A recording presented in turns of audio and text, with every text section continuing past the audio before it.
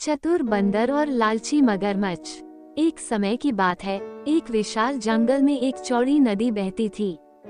नदी के किनारे एक ऊंचा जामुन का पेड़ था, जिसकी शाखाओं पर काले बैंगनी रसीले जामुन लटकते थे। इस पेड़ पर एक समझदार बंदर रहता था, जिसका नाम था चिंटू।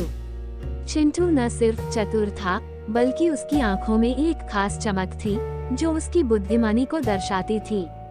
वो हर दिन जामुन खाता, नदी के किनारे बैठकर मछलियों को देखता और अपने दिन का आनंद लेता था।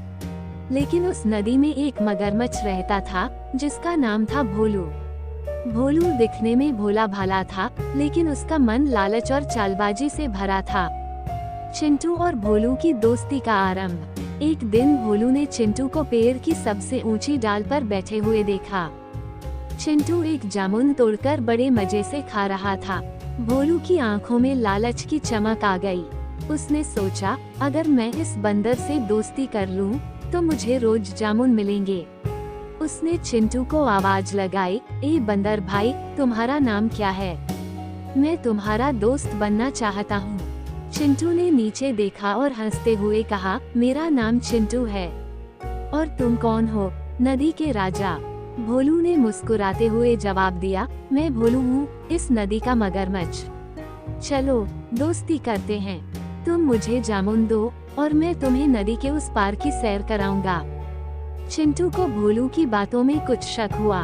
उसने सोचा, ये पंचतंत्र की कहानी जैसा लग रहा है, जहाँ चालाकी और धोखा छिपा होता है। फिर भी उसने भोलू को परखने के लिए एक जामुन नीचे फेंक दिया। भोलू ने उसे खाया और जोर से तारीफ की, वाह, ऐसा स्वादिष्ट जामुन मैंने कभी नहीं खाया। तुम सच में मेरे दोस्त बनने लायक हो। इस तरह उनकी दोस्ती शुरू हुई। हर दिन चिंटू भोलू को जामुन देता और भोलू उसे अपनी पीठ पर बिठाकर नदी के उस पार ले जाता। वहाँ चिंटू को नए नए फल, रंग बिरंगे पक्षी और जंगल की खूबसूरती देखने को मिलती। लेकिन चिंटू हमेशा सतर्क रहता था, क्योंकि उसे पता था कि पंचतंत्र की कहानी में दोस्ती के पीछे अक्सर कोई न कोई चाल होती है। गंगा की चाल। कई दिन बीत गए। एक दिन भोलू की पत्नी, जिसका नाम गंगा था, ने उससे पूछा, ये जामुन तुम हर दिन कहाँ से लाते हो? भोलू ने सारी बात बताई कि कैसे वह चिंटू से जामुन लेता है। गंगा की आंखों में लालच की आग भड़क उठी। उसने कहा, अगर यह बंदर इतने मीठे जामुन खाता है, तो इसका दिल कितना स्वादिष्ट होगा। इसे मेरे लिए पकड़ लाओ। भोलू पहले तो हिचकिचाया। उसने कहा, गंगा, ये पंचतंत्र की कहानी का हिस्सा हो सकता है। चिंटू मेरा दोस्त है, उसे मारना ठीक नहीं। लेकिन गंगा ने उसे बार बार उकसाया, अगर तुम मुझसे प्यार करते हो, तो उसका दिल लाओ। आखिरकार भोलू गंगा की बातों में आ गया। चिंटू की चतुराई। अगले दिन भोलू चिंटू के पास गया और बोला, दोस्त, आज मेरी पत्नी गंगा तुमसे मिलना चाहती है।